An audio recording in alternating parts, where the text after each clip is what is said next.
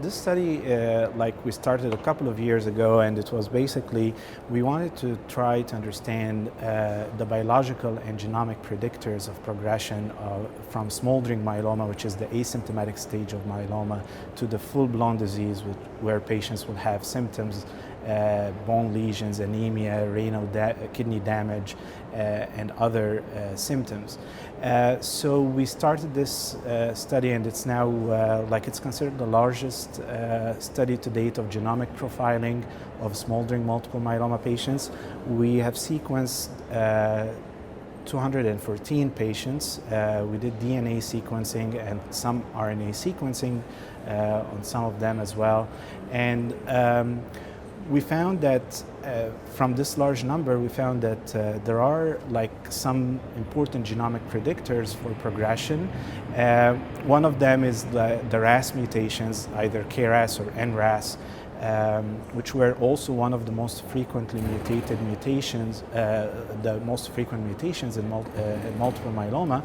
But we found that in smoldering myeloma, they showed that patients who harbored these mutations are having a higher risk and shorter time to progression compared to patients who don't have these mutations.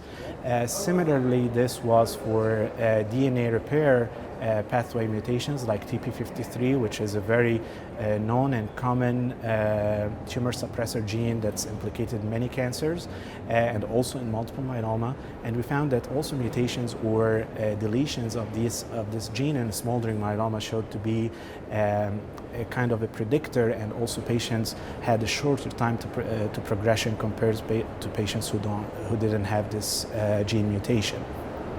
And the last one was MYC, which is also a known oncogene in cancer generally, and it's also known in myeloma. But we found also that in smoldering myeloma, patients who have these gene alterations, either copy number amplifications or translocations, are having a shorter time to progression.